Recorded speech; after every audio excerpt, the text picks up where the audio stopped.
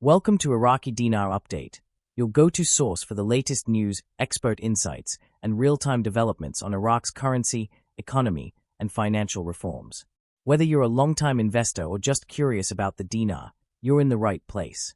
There comes a time when you can feel something is happening, even if the proof isn't handed to you in a press release or an official statement.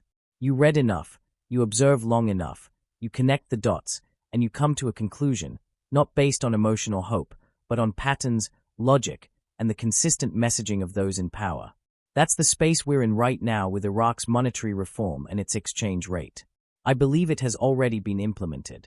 I believe the new exchange rate is not just a plan or a policy in waiting, but something they are already using, albeit quietly, internally, and selectively.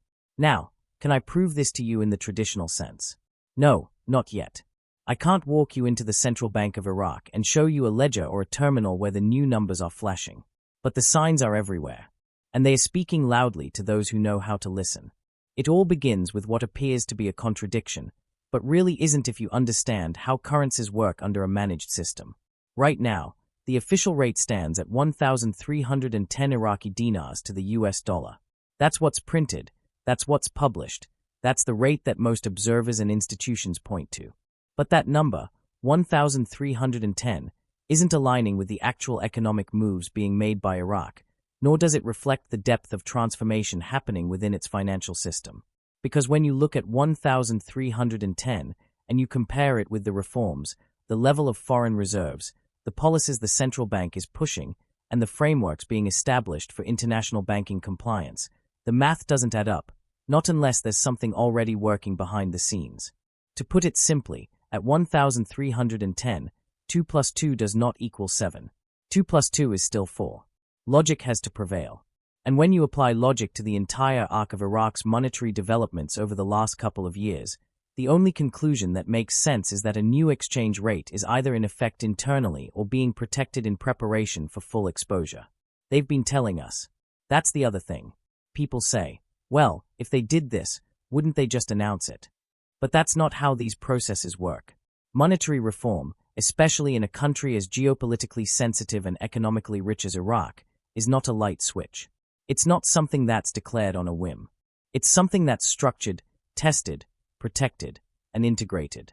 And if you listen to what Iraqi financial officials, economic advisors, and government insiders have been saying, they are not being coy. They are telling you what they are doing, what they are going to do, and how they are doing it. It's all there in plain sight, for anyone willing to read past the headlines and past the rate that's been posted for public consumption. In fact, the messaging has been incredibly consistent.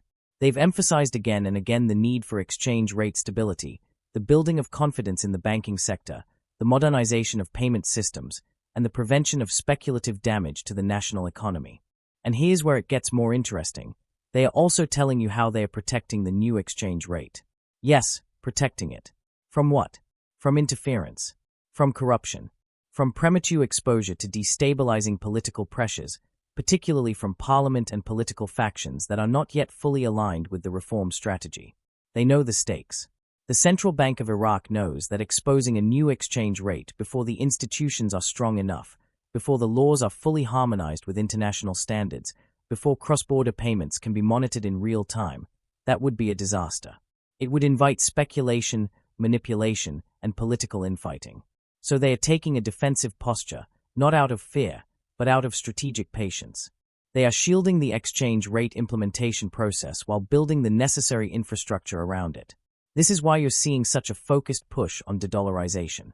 Why the emphasis on digital platforms for settlements, why the bilateral agreements with regional banks, why the IMF consultations are talking about long-term stability rather than short-term liquidity.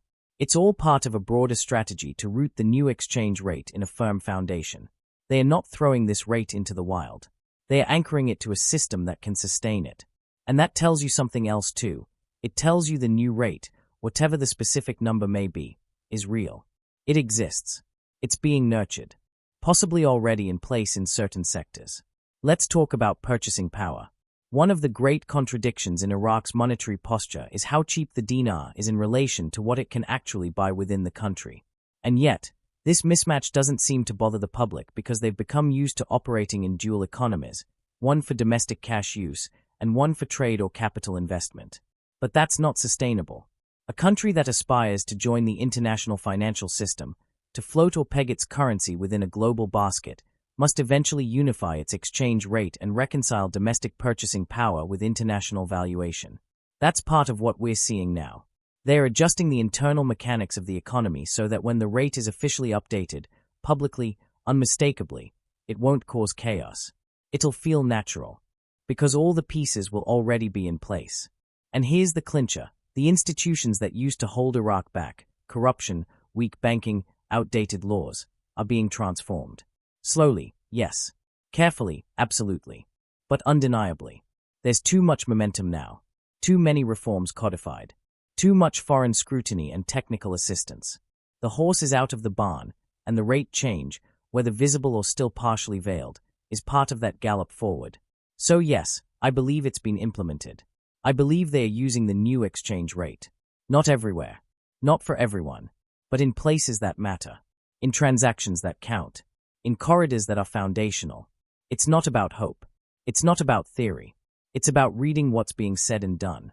It's about trusting the process, not blindly, but intelligently. These articles, these official statements, these regulatory shifts, they are not fluff. They are not noise. They are signposts. They are leading you somewhere.